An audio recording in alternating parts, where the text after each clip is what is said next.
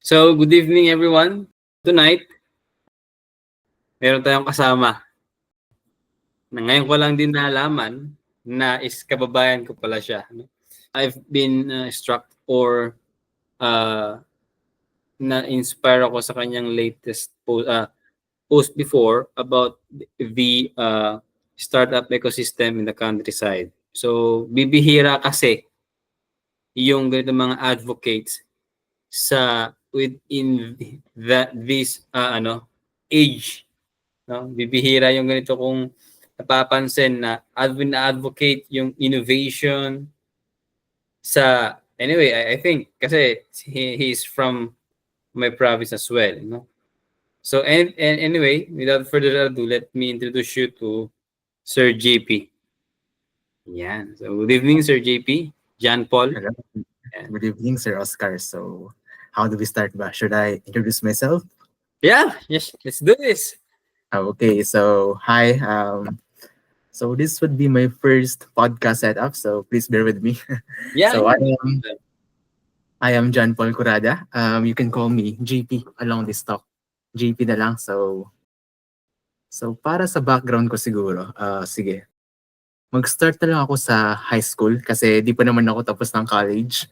I studied at Honorato C. Perez Senior Memorial Science High School from junior high school to senior high school.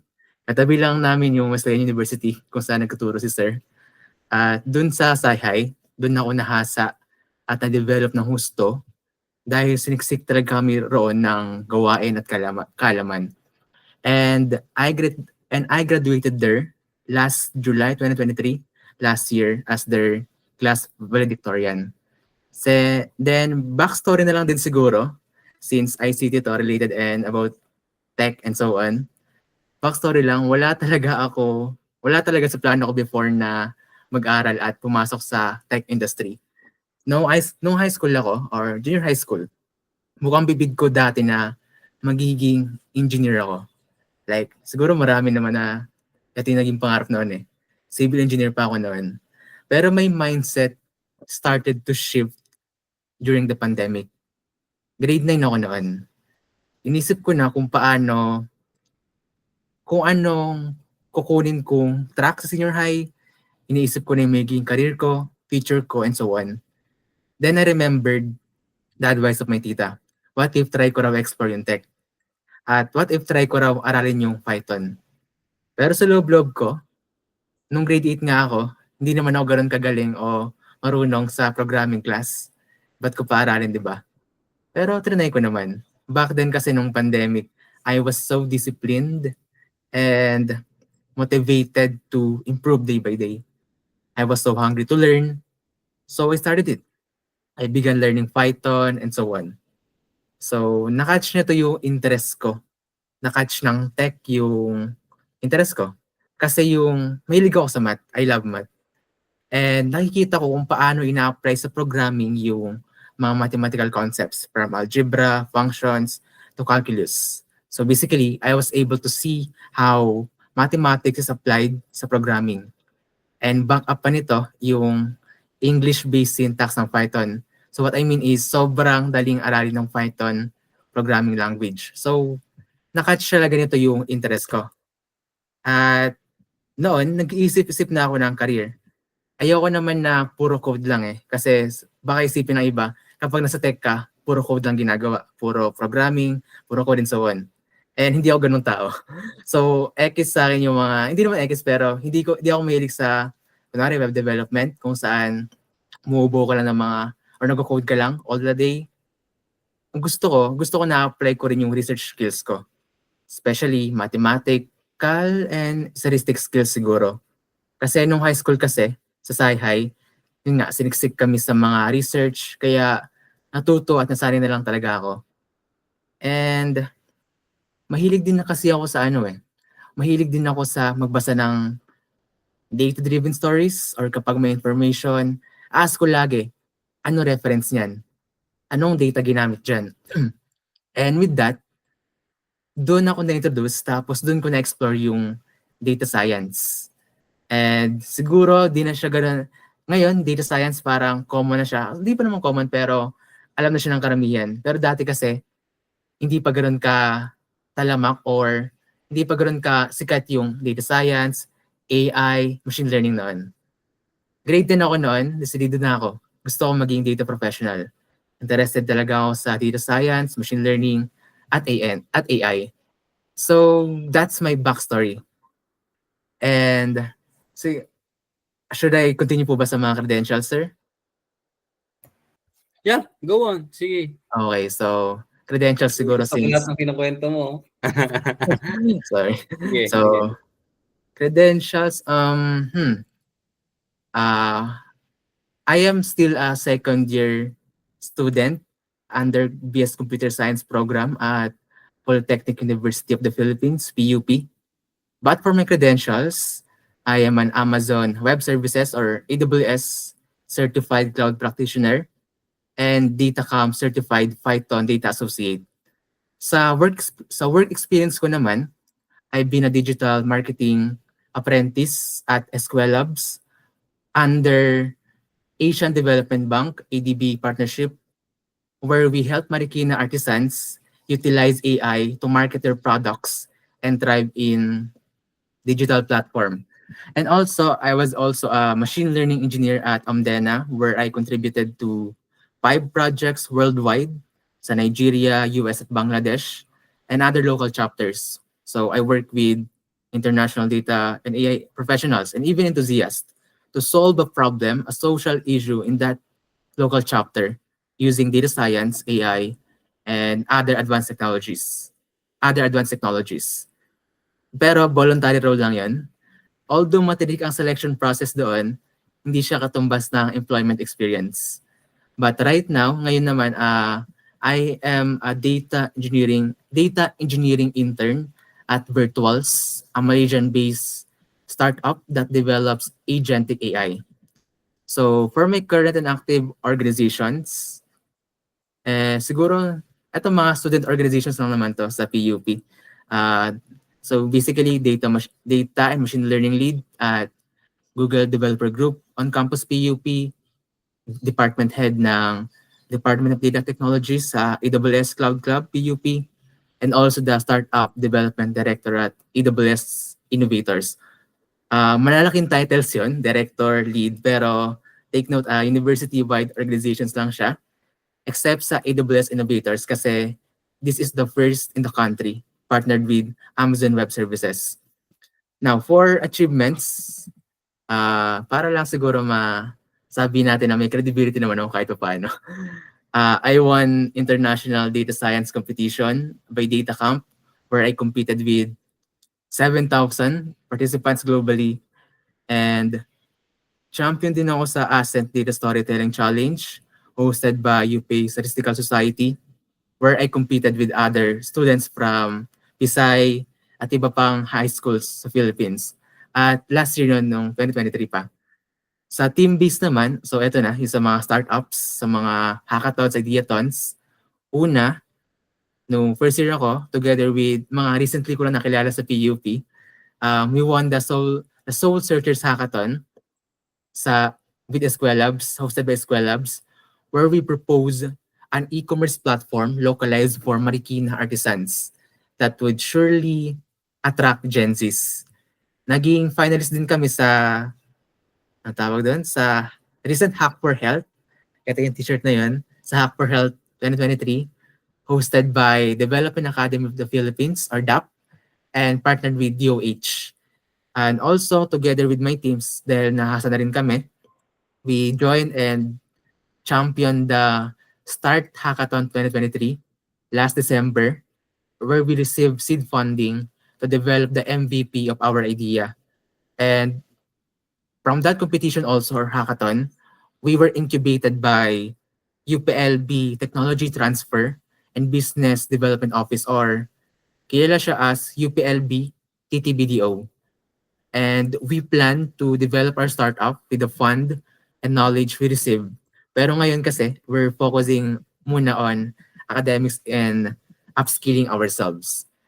I've also been in various speaking engagements where I talk about Python, data science, machine learning, and startups. And first in-person ko siguro yung sinabi kanina ni Sir, yung first face-to-face event ko was about the startup development sa countryside. So ngayon, dami ko sinabi. And baka iniisip niyo kung bakit ang dami kong pinapasukan. Parang halo-halo, no? But the thing is, everything kasi, lahat kasi rin nagko-connect. Whether it's data science, machine learning, or startup development, lahat yan nagsama sa isang purpose. Yes. And that is, I am deeply passionate about understanding the heart of problems sa communities natin. At gusto kong gumamit ng tech, advanced technology, to create meaningful solutions that actually work. Hindi lang basta solutions, but innovations that really make a difference sa buhay ng mga tao. Siguro, that's na lang muna, yun na lang muna para sa introduction ko. Parang kahaba. Anyway, based on the data na existing, what possible solution, technological innovation would you propose? Mga ganong idea. Ayan, sige nga. Actually, ayan, sige. Magbigay muna ako ng context kasi yung mga idea na yan. So, di ba, nakita mo yung post ko, sir? Yung about sa ICT sa countryside. And kasi ganito yan. Few months ago, naka-attend ako ng webinar about Southeast Asian startups. Tapos si DICT Director, Gino Ilano, while discussing our startup ecosystem, nag-highlight siya ng something na talagang tumatak sa akin. Yun yung huge gap between Metro Manila at provinces natin pagdating sa tech innovation. And you know what's ironic? While dito sa Manila, para tayo nasa tech bubble. Para kami nasa tech bubble. May mga hackathons dito, may ideathons, may mga iba't ibang organizations, companies, venture capitalists. Nandito. Tumutulong sa mga developers or problem solvers. Pero sa provinces, kulang na kulang yon sa ganung mga opportunities. Yet, yes, 100%. Oo, tama. Pero, sila mismo yung may pinakamaraming community problems na kailangan ng solusyonan. So, yung last month ba yun? Pero yun nga, yung nakapag-talk ako sa alma mater ko, sa SciHi, about startup and so on. At grabe yung cure. Nung pumunta ako ron, tapos tinanong ko sila, sino yung may alam sa startup? Sino yung may alam sa mga ganitong ideathons, hackathons? Wala. Like, may nag-raise ng hand, isa. Pero, yun lang, siya lang. Pero, habang nagtutok ako, grabe yung curiosity nila. Siguro nakikita ko yung younger self ko sa kanila, yung eager to learn, yung eagerness to create solutions. Tapos, di ba after ng talk na yun, nagkaroon kami ng 2-day ideathon. So, ideathon means you will create an idea para makagawa ka ng solution for specific community problem na nakita mo. At yun yung mga root ng startups. Doon nagsisimula yung mga innovation or inventions. Tapos, during a 2-day ideathon nila, merong ibang grupo doon, pinag-form ko sila ng, I think, 4 members group. Tapos, nag-form sila. And these high school students, take note, high school, created tech-based solutions specifically for problems sa kabanatuan. So, ang ginawa ko kasi, binigyan ko lang sila ng link o resources kung saan matututo. Halimbawa, tinuruan ko sila kung paano gumawa ng prototype using Figma, paano mag-pitch ng idea nila, paano gumawa ng project proposal. Mga ganong simpleng resources lang. Pero ang maganda dito, hindi lang sila gumawa ng prototype. Ibig sabihin ng prototype, ito yung parang interface ng application or ng tech-based solution nila. But also, they pitch their ideas with such confidence. Pitching means ito yung pag-present ng idea nila in a way na makakonvince ka to invest in their product or invest in their idea or solution. So, doon ko na-realize, sobrang dami palang potential sa provinces. At take note na-introduce lang sila doon sa 2 araw lang. Sa talk lang na yun. Tapos yung yung idea nila, about sa di ba sa Cabanatuan, mataas yung paniningan ng mga tricycle? Yes. Ayun. Yung mga slides kanina eh. Oo, yun. So, dalawang grupo doon na gumawa sila ng solution or mobile application para sa pag-centralize or pag-standardize ng price sa Cabanatuan tricycle fare. And for me, makakatulong sa Cabanatuan if mag-guide pa sila ng husto. Tapos, mabibigyan Support ng, ng LGU. tama, LGU, resources, pondo, andun. Kaya, feeling ko rin we shouldn't focus sa technical side ng ICT, like coding, programming, so on. Importante pa rin yung community development through ICT. Community engagement. Paano natin may empower yung mga tao sa provinces to use technology in solving their own community problems? Kasi sino pa ba ang mas nakakaalam sa problems nila? Kundi sila mismo, di ba? Yun nga lang, kailangan natin i-bridge yung gap. Kailangan natin i-share yung knowledge, yung tools, yung startup mindset sa kanila, problem-solving mindset. Kasi sa totoo lang, ang solution sa local problems natin, I think nasa local communities na eh. We just need to give them the right tools, platforms to build these solutions. Kaya kung tatanungin mo ako ngayon kung ano yung contribution ko sa ICT promotion sa countryside, or yung contribution ko, yung gusto kong maging contribution sa pag-promote ng ICT sa countryside, siguro gusto kong maging bridge. Someone who can help bring startup culture at tech innovation sa provinces natin. Hindi lang sa Manila, hindi lang sa Cebu, hindi lang sa Davao, or hindi lang sa mga, sabihin nating mga sikat na syudad. Kasi naniniwala ko na kapag binigyan mo ng tamang tools at knowledge ng mga probinsyano or mga developers sa provinces, kaya nilang gumawa ng solutions na talagang magtra-transform ng communities nila. Yeah. To be dugtuhan ko lang yung kinukwento mo, no? Kasi nag-start din akong makita yung ganyang gap 2 years ago, 3 years ago, no? Kasi nung I don't know if you know Ma'am Vian Cuevas, our city mayor sa Palayan City. I think not really. So she is 26, 27 years old ngayon and nag-aral siya sa UK. And then siyempre iba yung tech industry doon sa UK and gusto niyang implement din dito sa Palayan City. So, ang ginawa sa amin, para ma-share ko sa'yo, she told us to visit or to benchmark some of the ICT leading LGUs. No? So, nag-start kami mag-benchmark sa Iligan City, sa Mindanao. No? Ngayon, pagpunta namin sa Iligan City, may kinukwento doon si Mayor Xiao na during the pandemic, ito, itanong ko sa'yo, during the pandemic, so border closed. Ang mga tao nasa mga bahay-bahay lang, 'di ba? So yung movement ng tao is limited.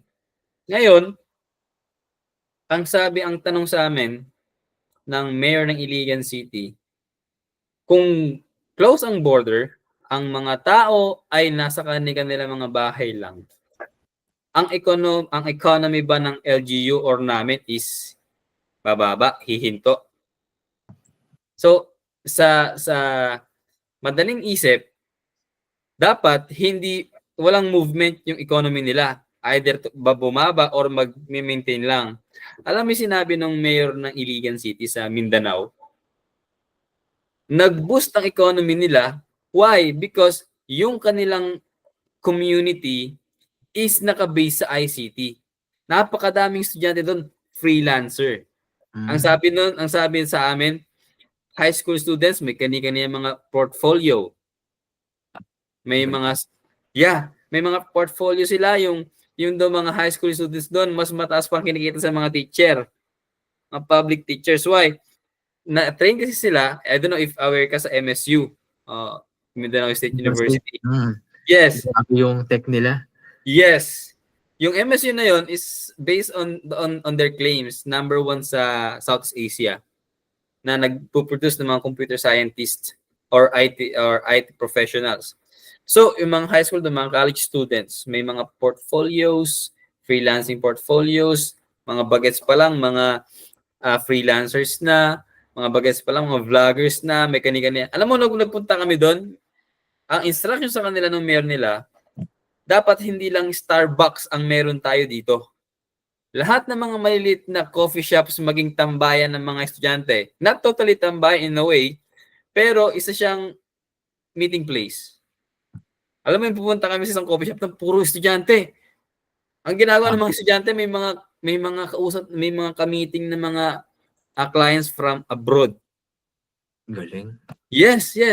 Kaya doon ako na amaze na bakit dito sa Mindanao? Ako I'm not totally comparing, but dito sa Mindanao nagagawa nila 'yon. Pagdating dito sa Nueva Ecija, sa amin, hindi ko sabing sa Cabanatuan kasi maraming universities sa Cabanatuan. Napakalayo. Alam mo ang issue sa amin? Pagka-graduate mo, meron kasi sa amin NUST, may colleges din dito.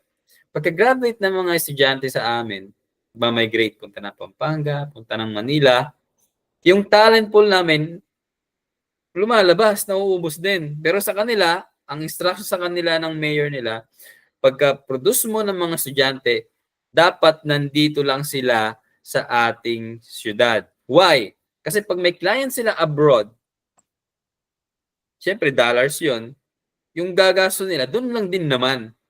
So yung income nila ay ikot lang doon sa kanilang community, magbo-boost yung economy. So that's the idea. Ngayon, balik tayo dito sa Nueva Ecija, especially sa Cabanatuan City.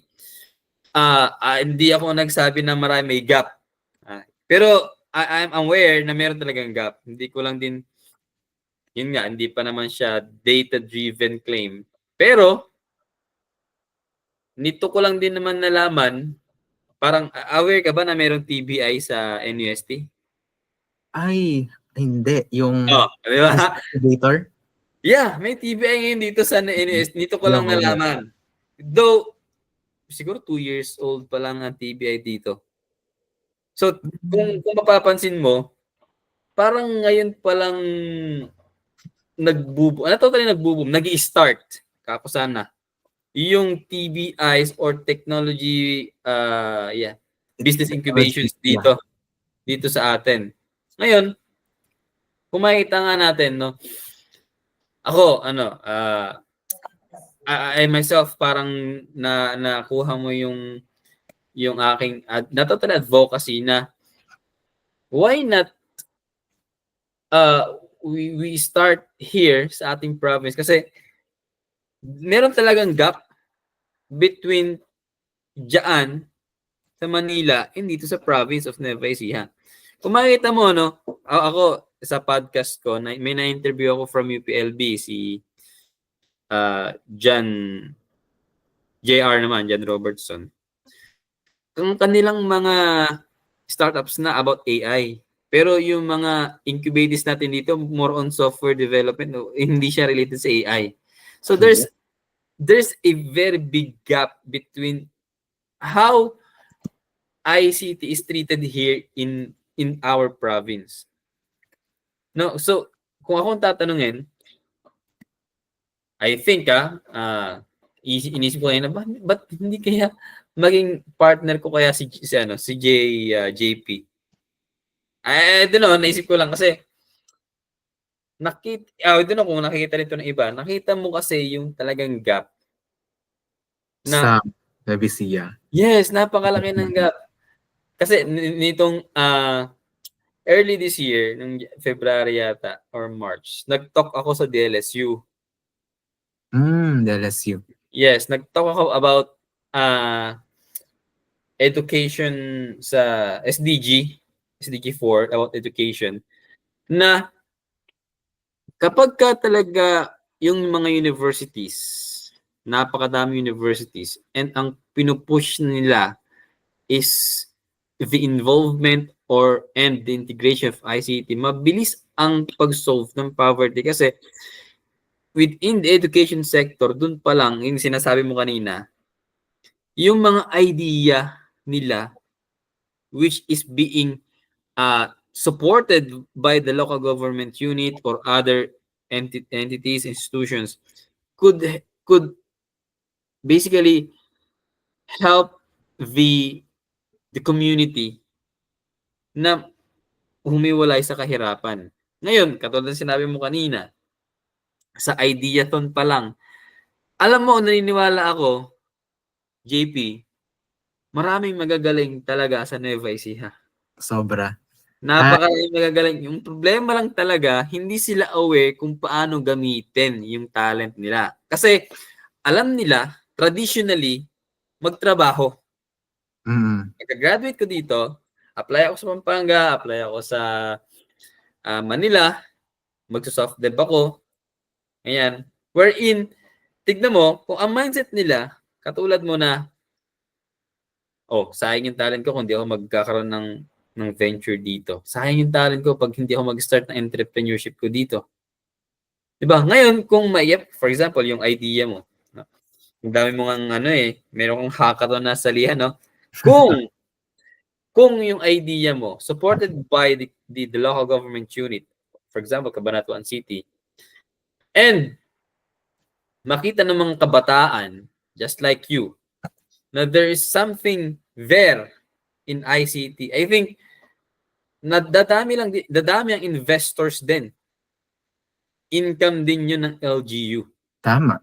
So, for us, sa amin, sa LGU namin, sa Palayan City, to share with you, ako kasi yung ICT division head dito sa Palayan City. Dalawa kasi naman yung hawak ko. Siyempre, yung digital infrastructure, nandun yung software development, nandun yung network and connectivity. Yan. So, doon tayo sa medyo technical yung part niyan. Pero, nandun din naman kami sa part ng digital at yung community engagement na medyo hirap din akong hirap makipag-engage. Yes, napakahirap. Napakahirap kasi ang alam nila sa ICT dito naman, kung akong titingin, ang alam lang nila sa ICT is repair ng PC. Ayan, di ba? Troubleshoot. Yan lang ang common knowledge nila about ICT eh.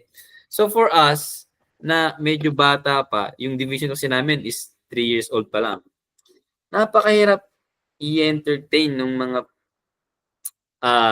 tao na hindi lang pang repair ang ICT ngayon. Tama. Hindi lang, di ba?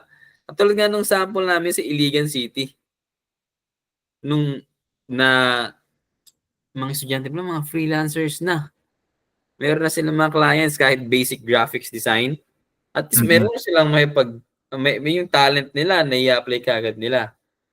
Di ba? Tama. So I think it is a great platform. It's a great time, I think. Meron ka bang mga kasama dyan na from Nueva Ecija rin? Yes. Actually, yung kasama ko sa mga hackathon sa Ideathon, I have a best friend sa Cabanatuan din since grade 7 kami. Tapos nag-start kami sumali ng nag-start kami sa research competition nung sa Sayhay pa kami, senior high school. Tapos, pangalan niya si Gab. Nag-aaral siya ngayon sa DLSU. Tapos, business management naman siya. Ako, computer science sa PUP. Tapos, nung first year kami, nag-start kami na sumali sa mga ideathon, hackathons, kasi gusto talaga namin ma-explore eh. Gusto namin makapag-build ng solution. Ako kasi, mahilig ako mag-analyze ng problem, then create solutions out of it. Tapos siya naman, interested siya on how to create or how to make that solution sustainable, or basically, how to make it profitable. Siyempre, to sustain na solution, you must have profits. So, gusto niyo po ba i-share ko yung startup journey namin? Yeah, go lang. So, nagsimula kami siguro sumikat kami sa Start Hackathon 2023, hosted by DAP. Ano siya, out of 100 teams sa sumali sa buong Pilipinas, kasama kami sa naging top 10. Tapos top 10 na yon, pupunta kami sa Tagaytay, which is a 2-day hackathon naman, 48 hours na walang tulugan. Like, nakafocus na kami sa pag-scrutinize ng idea namin, pag-furnish ng idea na yun. Tapos, kailangan namin makagawa ng MVP or minimum viable product or ito yung interface na makikita ng tao or na makikita ng mga users. Then, kailangan i-pitch yun sa mismong event, sa mismong after ng 48 hours or after ng 2 days. Then, na-present namin, napamangha yung Malolos LGU. Kasi sila yung sila yung target users namin. Sila yung partner namin. Yes. Yan, no? Ah, yeah. Malolos. Yeah. Plano ko din sana mag-join dyan eh. Start hackathon, 2023. Yeah. Yes. Anyways, yes, continue. Kami yung, nagulat nga kami yung first year lang kami, tapos kalaban namin mga professor, mga instructor, mga masteral, mga iba't ibang students. Pero kami mga first year, with fresh minds, with fresh ideas, yung nag-top. Tapos, also, kasagsagan pa yung exams namin. Pero regardless, kasama ko naman yung team eh. So, kahit may exam, may kasama naman. So, ang vision namin was to create a platform that would help local governments, specifically Malolos LGU, in managing their citizens' data. Kasi alam mo, sa mga provinces, minsan outdated pa rin yung mga systems nila, di ba? At actually, alam mo, familiar po kasi sa eGov? eGov Yes, mobile app? eGov. Yeah. So, yung namin, yung app na pinupose, similar siya ron, pero streamlined sa Malolos. So, may mga appointment system, booking, and so on. So, basically, lahat ng services ng Malolos nasa mobile app na yun. So, we want that hackathon. Pero ang mas importante, nakita namin kung gaano kalaki ang potential ng tech solution sa mga provinces. Katulad ng Malolos. Kasi yun nga, ang reality sa Pilipinas, super concentrated sa Metro Manila, ng tech development sa Metro Manila, Cebu, at Davao, or kaya sa Iligan, ganun. Pero sa provinces, ang daming problems. Ang dami pa rin pwedeng system na pwede pang i-improve. Pero, kulang sa resources at support. Then, yun nga, after that hackathon, na-incubate kami ng UPLB, TBI. Tapos, doon, ang naging approach naman ng TBI sa amin is, paano namin i-market yung product, yung mobile app. Like, paano yung magiging sustainability and revenue model namin. Kasi yung magbabayad doon yung Malolos. Kasi dapat libre yon ma-access ng mga citizens.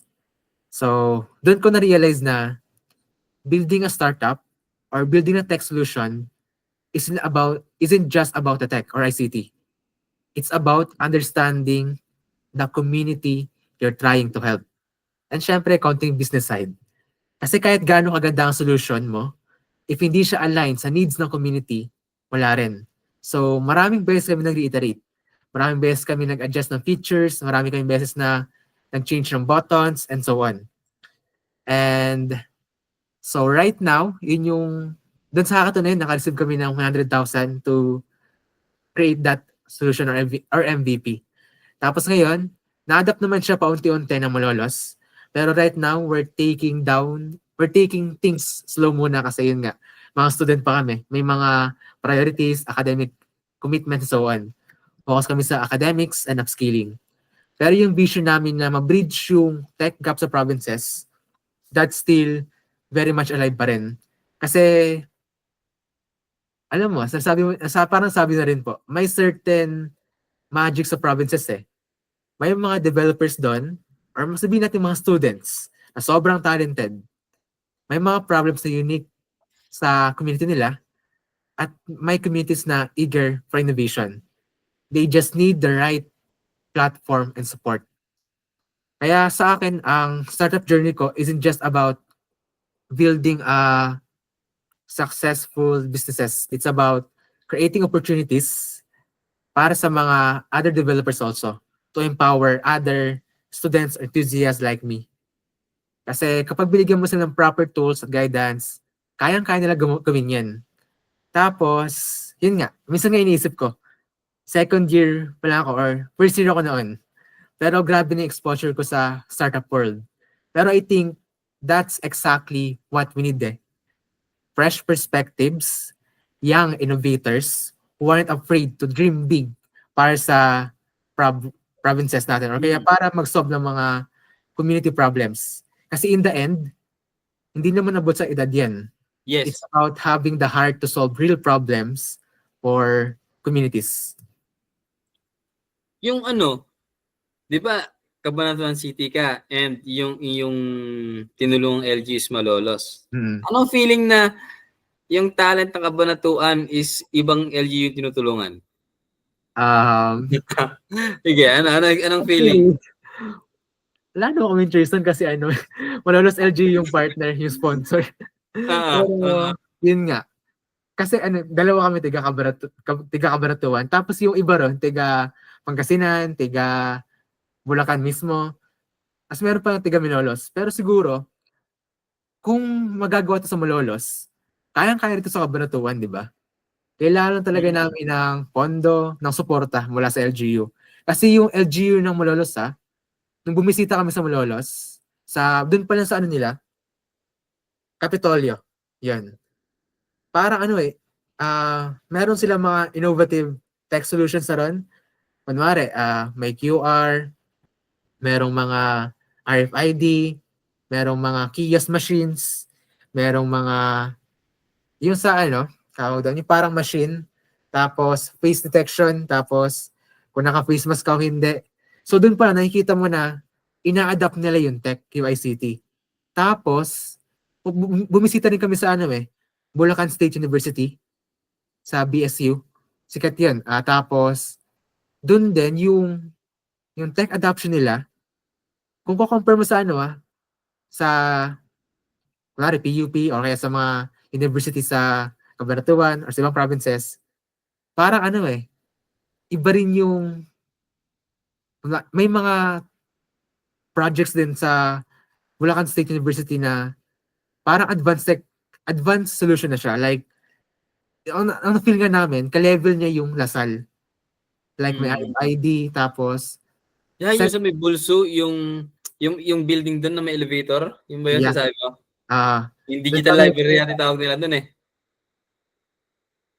Tapos yun, so basically, grabe, talagang pinush ng Malolos na i-develop yung mga ICT solutions, tapos i-engage yung mga students nila sa paggawa ng mga ICT solutions.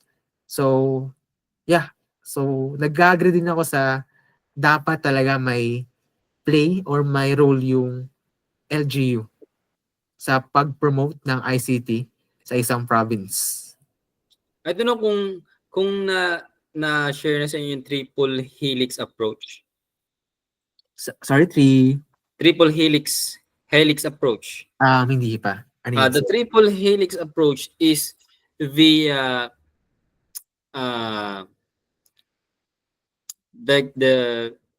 ano ba term doon?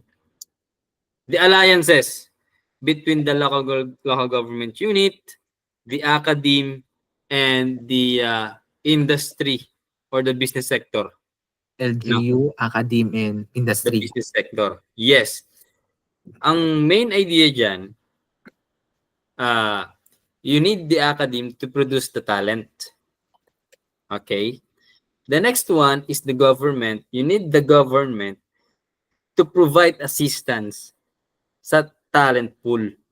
Scholarships, seminars, trainings, workshops, and policy for the academe and the government sector, the business sector na mag-jive sa mga solutions.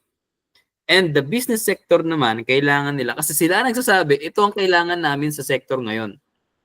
For example, nag-produce ka ng ICT talent. Pero si business sector, ay, outdated na yan, curriculum mo na yan. Hindi na namin kailangan yan. So, dapat alam ni academe yung business sector, anong pinuproduce nila. Ngayon, pagdating sa government, sinasabi mo, dapat si government may mga grants siya na binibigay. Ngayon kasi, to share with you, yung Iligan City, meron silang 1 million pesos na binibigay in a facing manner. For example, meron silang pa-hackathon.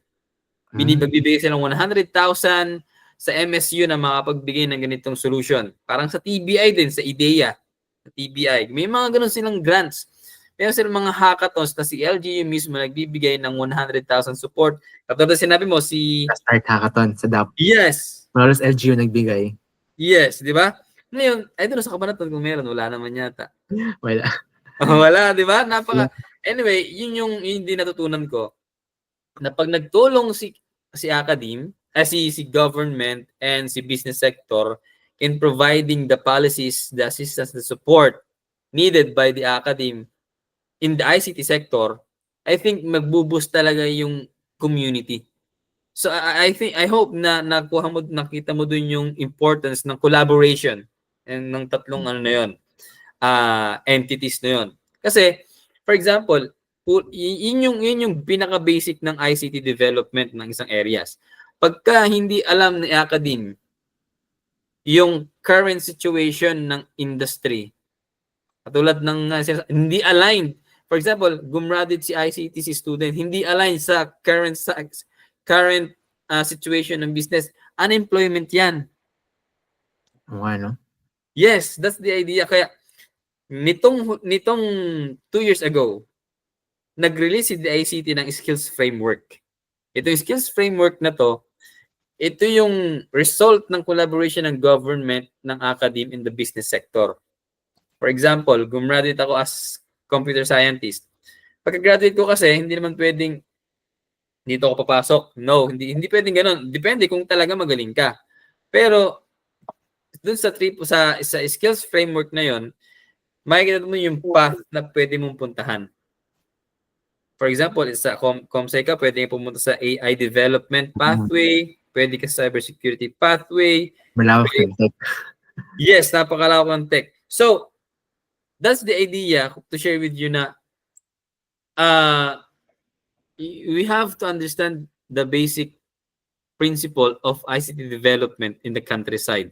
Ngayon, sa current situation namin na lang, sa amin dito sa Palayan City, we are trying our best as the government sector, we are trying our best to provide, again, the training needed by the schools, seminars needed by the schools.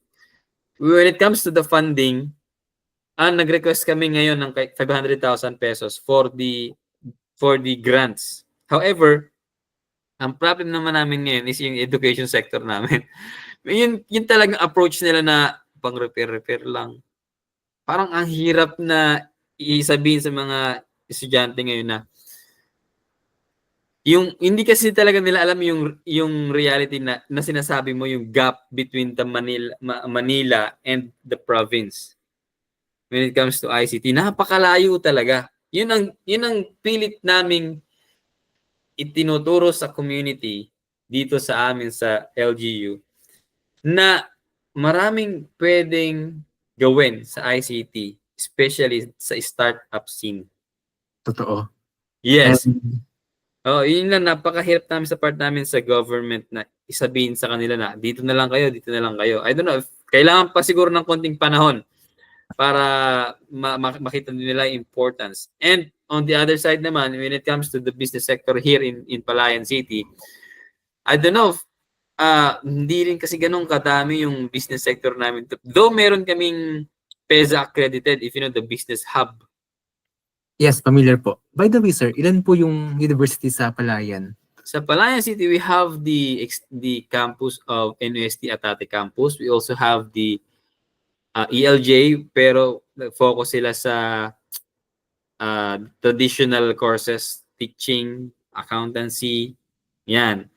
And I think yun lang ang university. Meron din kaming NUST sa Fort Magsaysay. Pero may senior IT po ba? Senior high, meron. I mean, computer science program or IT program? Meron. Meron naman. Pero yun nga, ayaw ko na lang mag-talk. Baka iban ako ng NUST. Anyway, pero the good thing about it is that meron naman na silang TBI dyan sa Kabanatuan. I think we have to collaborate with them na lang din. Kung paanong gagawin namin. Naglalaro isip ko kung paanong approach ang gagawin ko. Kanina inisip ko sa pagsasalita mo, baka pwede ka ring mag-talk sa Okay, sir. sa mga Ayan. senior high. Actually, sir, pwede po eh. Tapos also, kasi dito sa PUP, di ba po nabanggit ko yung AWS Innovators, Amazon Web Services Innovators. So I think yun din yung pinagamit kong title, yung Startup Development Director sa AWS Innovators.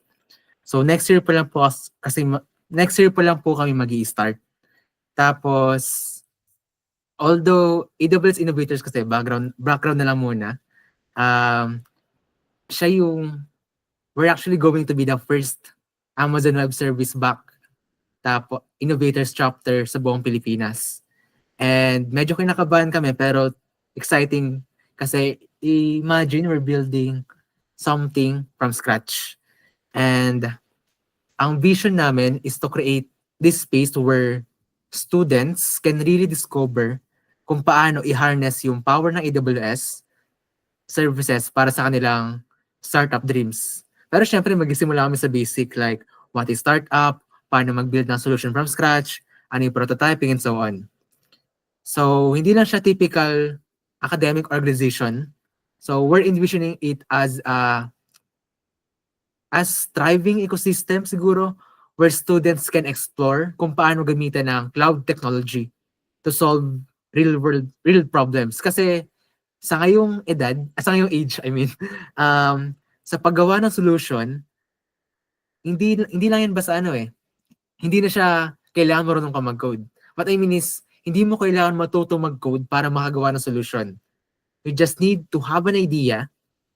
You just need to know how to design or kahit sa Figma. So Figma is a prototyping tool na ginagamit ngayon ng lahat ng participants ng hackathons to create their prototypes, their MVPs kung tawagin. Tapos, ngayon, we want to align that to cloud technology. Kasi dun mo siya from idea, then MVP, then to production, or yung actual. So, para maging actual siya, kailangan mo ng cloud technology. So, basically, right now kasi we're in this exciting planning stage. Naghahanap kami ng partners. Dito sa Manila, meron na kaming partners kunwari sa GCash, Globe, tapos Colabera, and so on. So, basically, naghahanap din kami sa mga province naman. And siguro maganda sa palayan yan. Huwag mo kami kakalimutan dyan. Naghahanap ka ng tutulungan. Huwag mo nang tulungan yung... Kaya na nakapanatuan yan. Maraming silang pera. Dito na lang kayo sa amin, sa palayan. Tingnan po namin kasi ang problem din namin is like nakadepende yun sa budget ng sponsors namin.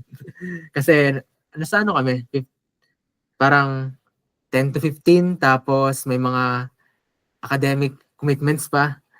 And problema yung academic commitments.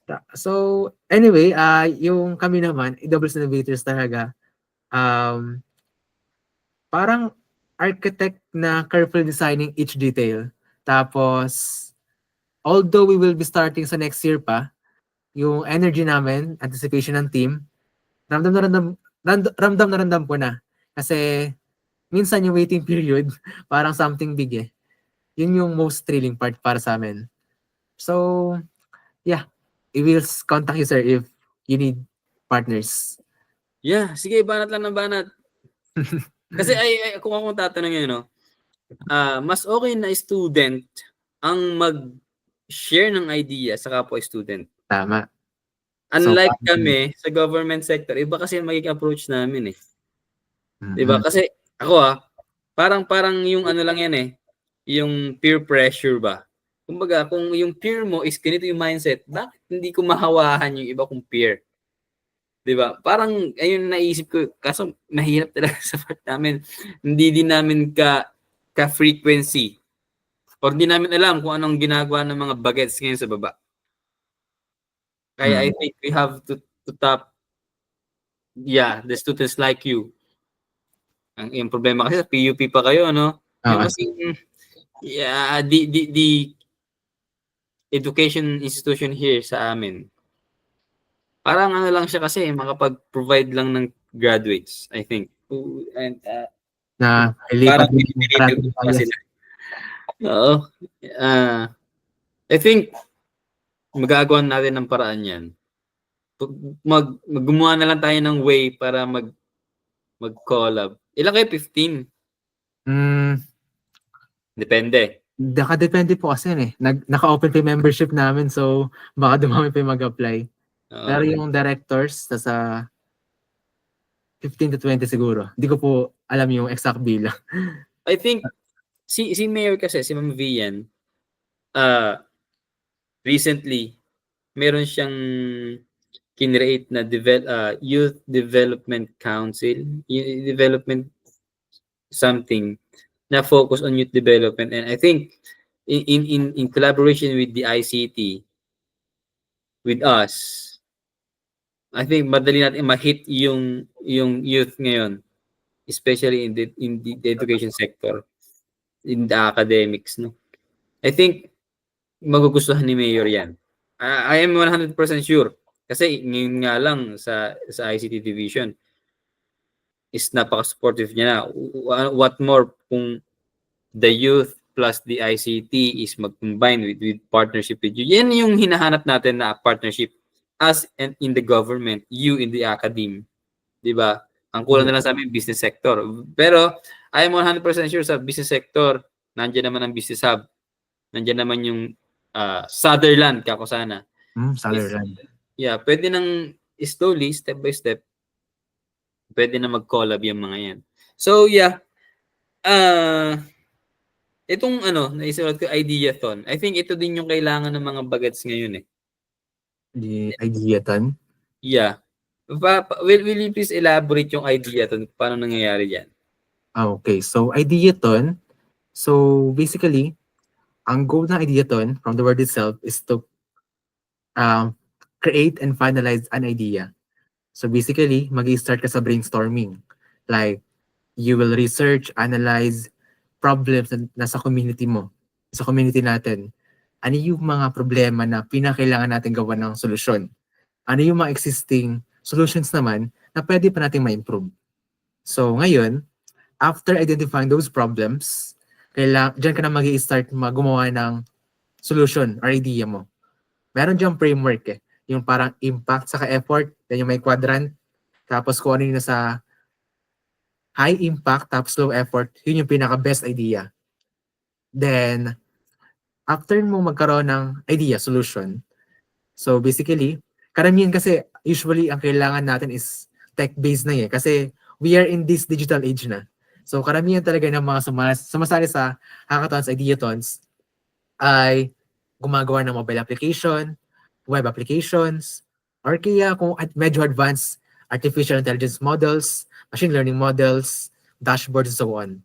But regardless, what they create is an idea that can really solve a problem. So yung idea naman, hindi siya ganoon kailangan na ka-garbo or kaya ka-complicated. Kasi a simple problem, parang kailangan niya lang is simple solution lang din. Kasi if too much complicated yung solution, parang overkill na yun eh. Like, may mag-invest sa'yo, nagastos ng ganitong kalaki para sa ganitong problem, hindi siya ganun ka-sustainable. So, andun pa rin trade-off doon.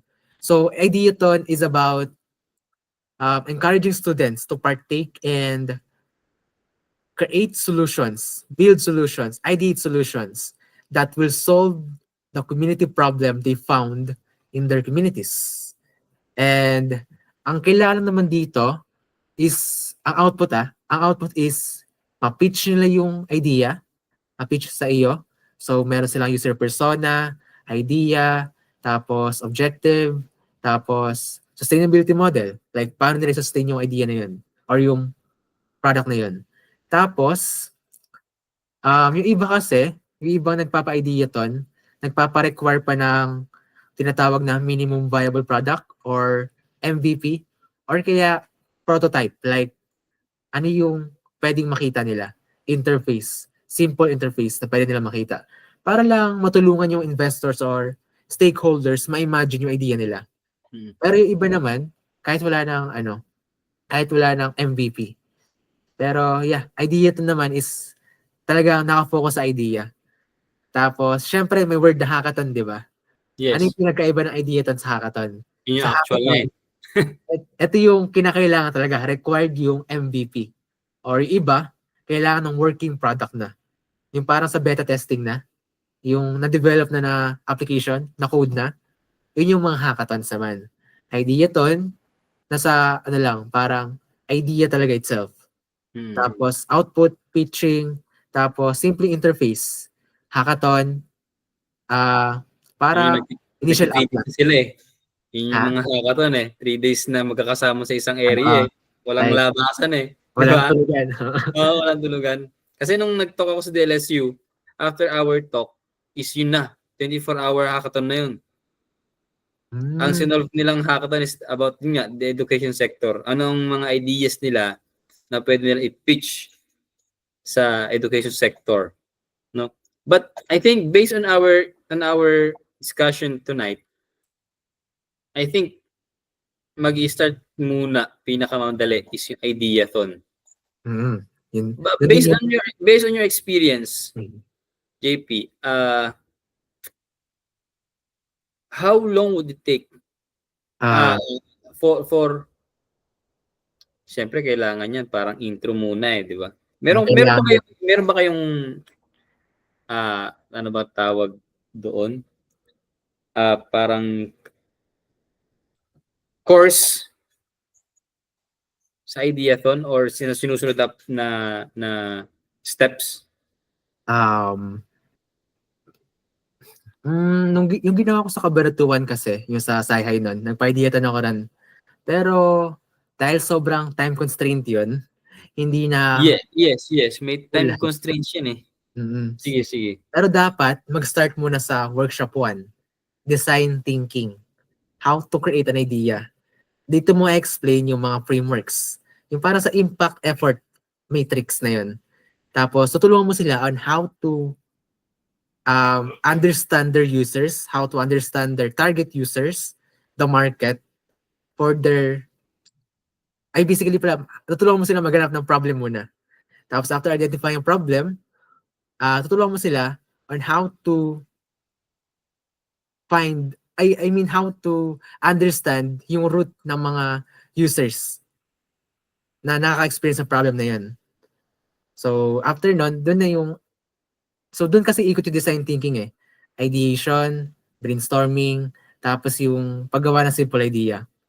After ng design thinking workshop, second workshop will be about prototyping.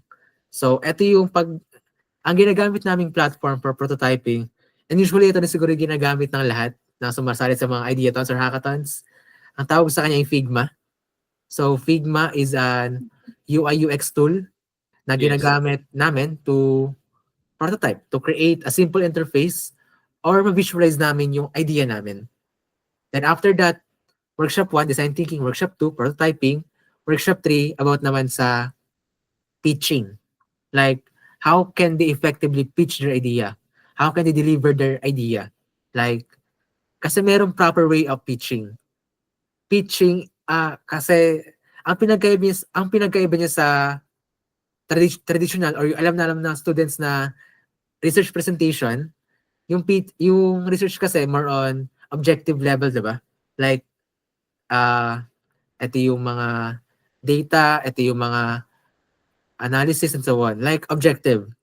Kapag naman pitching, dapat meron kang emotional appeal. Like, dapat na-hook mo yung listeners mo. So, it has proper way. May tinatawag na Pecha Kucha method wherein paano mo ma-attract yung listeners mo in a span of 20 slides. Pecha Kucha method. Tapos, workshop 1, design thinking. Workshop 2, prototyping. Workshop 3, pitching. Then, after that, saka na yung ideathon mechanics. So, kailangan ma-conduct mo rin tatlong workshops na yun para before ideathon. Kasi para hindi mabigla yung students or ma-overwhelm. Like, kailangan mo na nila malaman kung ano yung ginagawa. Kung paano i-conduct itong ideathon na to. So, after that, siguro 1 day is enough na. I mean, dalawang approach. Una, pwedeng tuloy-tuloy. or pwedeng putol. Yung tuloy-tuloy, halimbawa yung mga 2-day ideathon or 24-hour ideathon, yun yung parang tuloy-tuloy yan, walang non-stop kumbaga.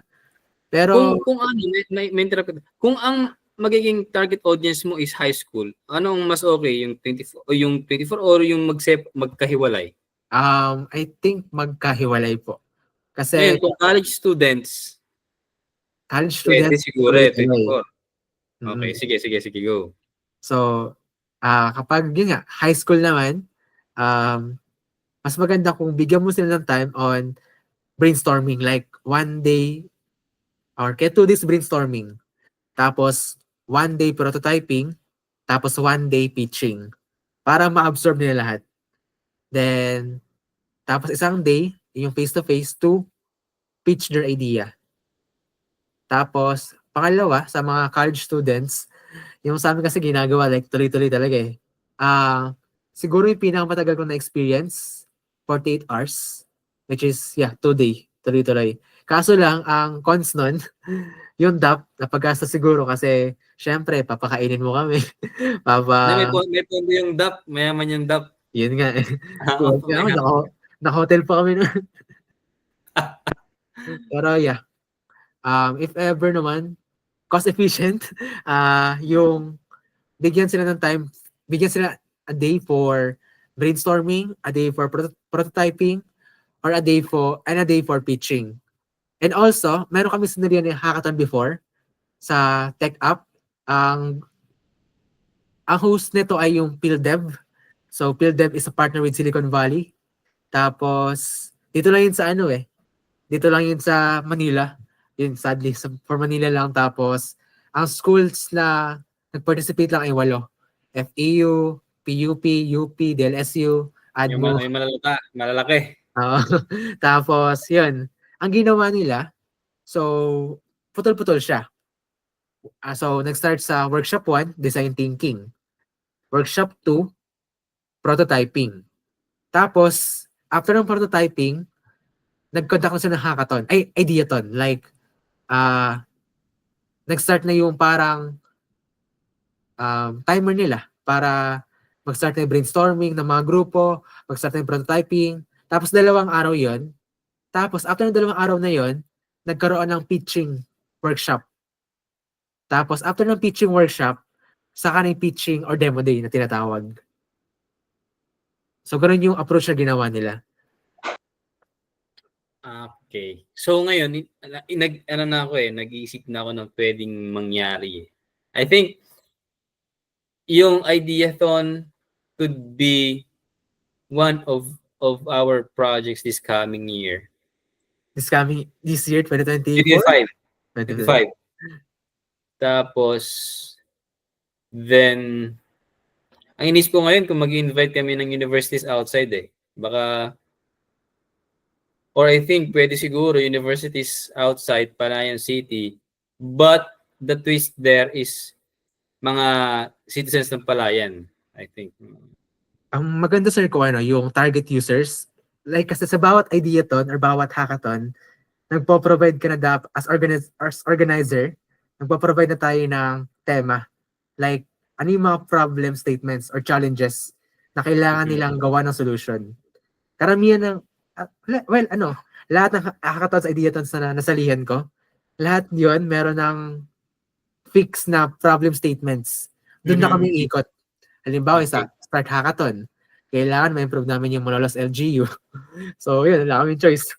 Bagay, yung sa akin naman, sa DLSU, nag-talk about education. So, about education naman yung kanilang hackathon. Ayun. Tapos, sa Tech Up naman, about education din sa amin, sa Tech Up, pero for marginalized. Like yung mga youth, mga IP, and so on. Tapos, kailangan, how can we promote technology literacy sa mga ganong sectors, IP and so on. So, tingin ko sa amin ang magiging main is about agriculture. Yeah. Kasi from the word palayan pa lang, puro palayan na dito eh.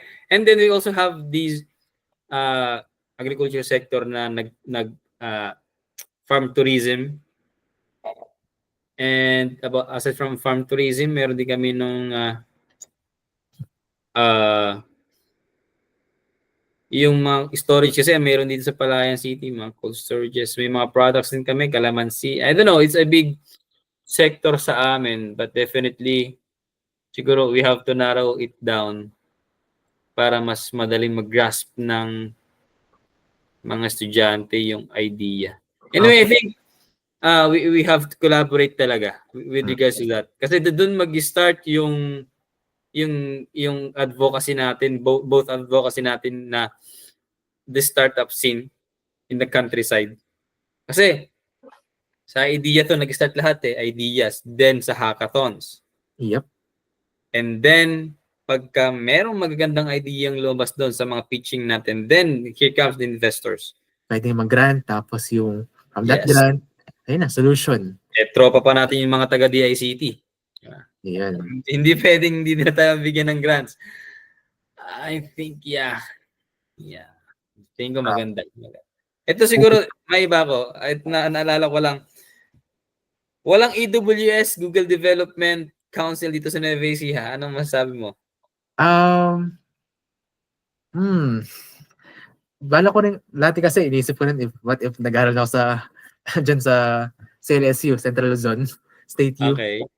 Bala ko talaga magtayo ng Google Developer Group on campus. Regardless naman, kaya pa rin naman i-promote siguro yung I think yung DICT, nagko-conduct siya ng mga workshops, di ba? Yes, meron din. For Python, for Canva, for Google Workspace, and so on. Tapos, siguro, kami kasi, dito sa GDG, Google Developer Group on Campus PUP, yung ano namin, yung mga events namin, open siya for all. Like, kahit tiga state you ka, ay also nga pala, meron kaming data camp scholarship. So, data camp is an e-learning platform. International, pwede po siyang i-search, data camp. Tapos, ang goal niya is turuan yung mga students on how to thrive sa AI, data science, and so on. Diyan po ako nag-start. Yan po yung rason ko siguro kung baan. Yan siguro yung starting point ko. Like, na-achieve ko yung mga ganitong bagay with the knowledge na natutunan ko sa data camp. And ngayon, open pa yung scholarships namin. Tapos ako yung admin.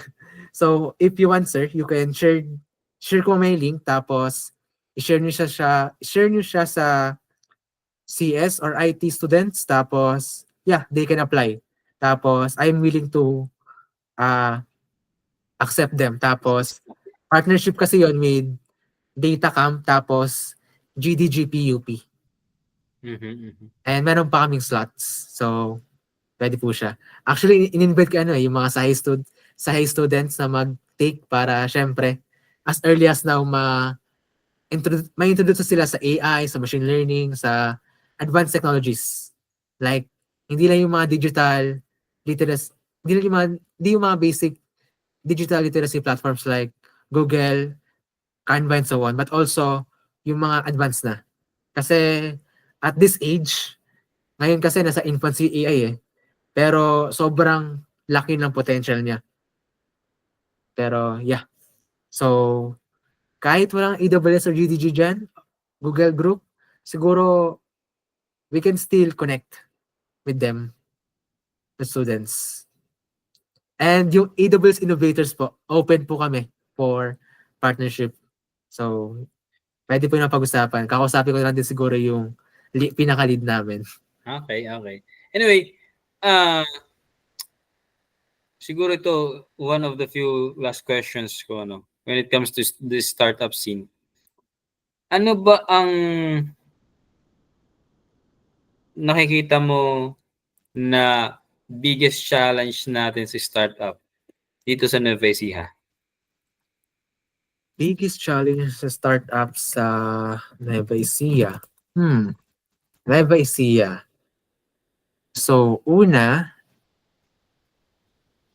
startup scene.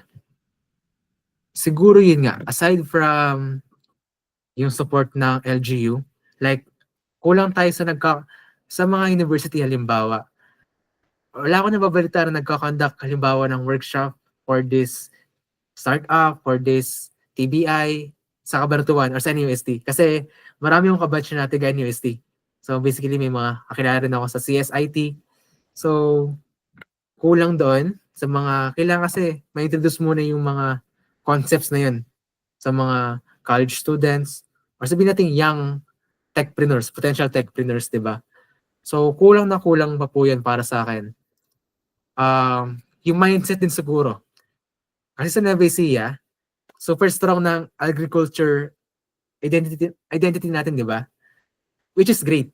Pero minsan, parang nahihirapan yung mga tao to see beyond traditional businesses. Like, kapag sinabi mong startup, medyo nag-hesitate sila kasi feeling nila it's too techy or hindi bagay sa agricultural setting. Tapos yung infrastructure din, medyo challenging. Hindi lang internet connection kasi minsan pag nasa Cabanatuan ako, nakakaranas pa rin ako ng H+, E+. Siguro pati rin yung access sa tech resources at mentorship. Isipin mo sir, kung may magandang startup idea ka sa Nueva Ecija, sinong pwede mong lapitan? Unlike sa Manila na every corner may startup mentor. Napakadami. Sobrang dami. Tapos, yun nga, yung funding din. Pero good to know na meron yung DICT Palayan. Pero yung Cabanatuan, di ko sure. Kasi yung funding, kailangan talaga yun Grabe yung gap. Most investors kasi, nakafocus sa Metro Manila. Kahit super promising na idea mo, kung nasa province ka, medyo mahirap makakuha ng backing or backer. Parang extra effort needed just to get noticed, di ba? Pero siguro pinaka-challenging pa, nasabi ko yung agricultural setting, siguro yung connecting ng traditional agricultural setting ng Nueva Ecija with modern tech solutions. Like, paano nga ba natin ma-modernize yung agriculture natin through innovative solutions or startup thinking? Paano natin ma-convince yung mga farmers na ang tech isn't their competition, but their ally? Kaya nga feeling ko, ang Nueva Ecija could actually be this amazing test case.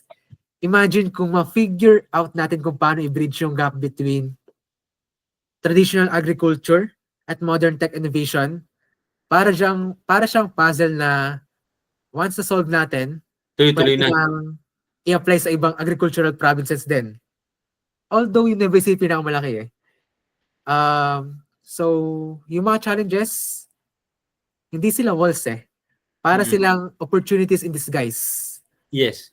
So, each challenge siguro is like this invitation for us, for other developers, other young minds to innovate, to think differently about how we can make startup work in a place like Nueva Ecija. At yun nga minsan sa pinaka-challenging na lugar, lumalabas yung pinaka-creative na solutions. So I think malaki pa rin yung potential ng Nueva Ecija. Okay. So this is my last question sa'yo. Okay, sir. Paano ko ba i-weigh ito? Ito na lang pinaka-simple. Advice mo ba? Why advocate startup? Why advocate startup? Why advocate startup? So actually kasi, pag sinabing startup, okay. Sige, go. Okay, so pag sinabing startup, you have this in mind na it's like innovative businesses na focus sa paggawa ng solutions para sa specific problems. Pero alam niyo po yung twist. Unlike traditional businesses na focus sa immediate profit, ang startup naman more on scalability. Paano mo mag-grow yung impact mo ng exponential? Now, where does ICT fit in? Ganito yan. So sa modern world natin ngayon, ICT kasi isn't just a tool anymore Para siyang superpower na pwedeng mag-transform ng simple solution into something scalable. Halimbawa, may nakita kang problem sa province niyo about farmers na hirap magbenta ng products nila. Dati, ang solution dyan, physical marketplace lang. Pero with ICT, pwede kang gumawa ng digital platform na hindi lang local market ang reach, kundi pati yung ibang karatig bayan din. O sabihin natin, pati international, why not, di ba? So, yung correlation yung correlation ng startup sa ICT is super interesting for me. Kasi most startups ngayon, tech-enabled talaga. Halimbawa, experience ko with Start Hackathon, yung winning solution namin for LGU, impossible siya without ICT. So we're using data analytics, cloud computing, mobile technology, lahat yan. ICT components na ginagamit namin to make our solution work. And siguro ang pinaka-important realization ko ng startup at ICT, they're both just means to an end. Yung end goal talaga is to solve real problems ng real people. Kaya nga excited ako about promoting both sa provinces eh. Kasi imagine this, what if every province had their own tech startups solving their unique local problems? Game-changing, di ba? Kumbaga, ang startup provides yung mindset of innovation at problem solving. While ICT naman provides yung tools para ma-implement yung solutions na yun. They're like partners in crime sa mission of creating meaningful change sa communities natin. So yeah, sir. That's it. Yeah. Okay. Doon ako na-amaze sa mindset mo na bawat province may startup, bawat province, kasi tama, iba-iba naman din ang problem ng mga provinces eh. Yung iba, Diba? agri. Yung iba sa employment, yung iba sa edukasyon, Yes. yung iba sa krimen, ganun. Yeah, yung iba naman. For example, sa Baguio, I think deforestation yung problema siguro nila doon. Yung illegal settlement of building infrastructures. Mga footprints, yeah. I think napaka bright ng ganong idea. So, And tuwad na lang siguro, sir. So, last na to. Startup advocacy rin kasi, sir, para sa akin isn't just about tech or business. It's about believing na everyone, every province, every community can be a source of innovation na hindi mo kailangan umalis ng probinsya mo para mag-innovate. Pwede kang mag-create ng impact right where you are. Yun, sir. Okay. So are you willing to join us here for a week? Oh, Kung for a week, I think that's the longest workshop I think na possible. Do you think? una, sir, nakadepende po yan sa academic commitments. Kasi Tama. hindi kami excuse dyan eh. Yes. Outside activities na yan. Tapos, budget, sir. Papondohan niyo po ba kami? Oo naman. Kung pondo lang pala. Ayun. Walang problema sa pondo. Ang pinaka talaga yung academic commitments kasi second year, 5 major, 6 next sem. Sige. So, madugo para sa amin. Pero siguro kung hindi pwedeng physical, Online. Pero Taking mas classes po. pero ako kasi tingin ko mas okay pagka face-to-face yung workshop. Para mas mag-grasp nila. Yeah, especially sa prototyping. Yun. Yeah, I think that's good for tonight. Again, thank you, Sir JP, for this opportunity. Isa ito sa pinaka matagal na podcast ko. Inabot yata tayo ng more than an hour.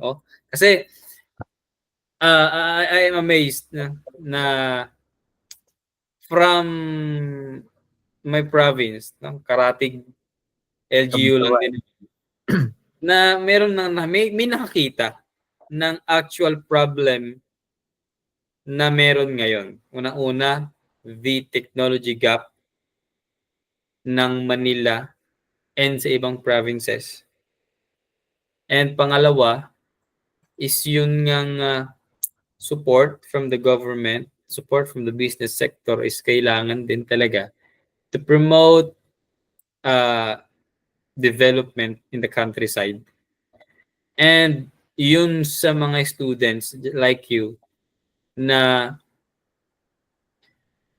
dapat sa inyo mag-start talaga yung advocacy in helping the countryside na ma-develop through ICT. And yeah, napakadami ng na-note ko dito. As in talaga, every talk natin is nagno-note ako. And talaga mag-start ang innovation sa idea. Yes, sir. Mag-start sa problem. Yes.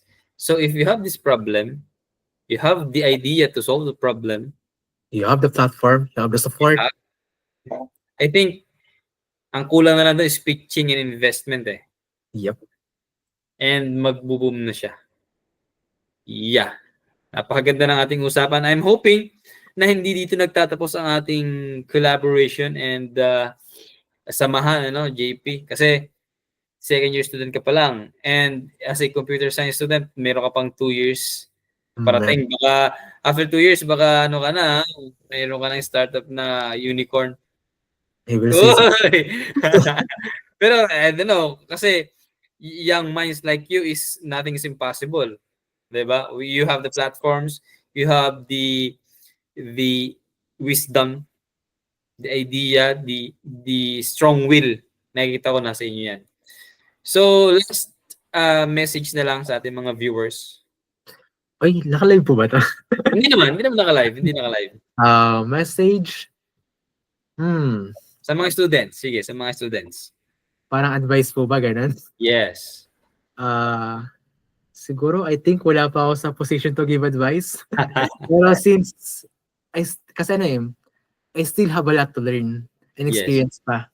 So, pero siguro sasabihin ko na lang is, common na to, narinig na rin ng iba. Try lang ng try, pero not until you succeed. Mm-hmm. It is very important for you to know when to stop and especially when to rest.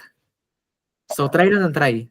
Grab opportunities, take challenges, and don't be scared.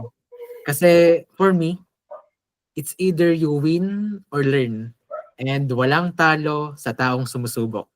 Yun lang, sir. Okay. Thank you very much, Sir JP, and looking forward to have you again here on Tech Tribe Podcast. See you again soon. Thank you, sir. Thank you.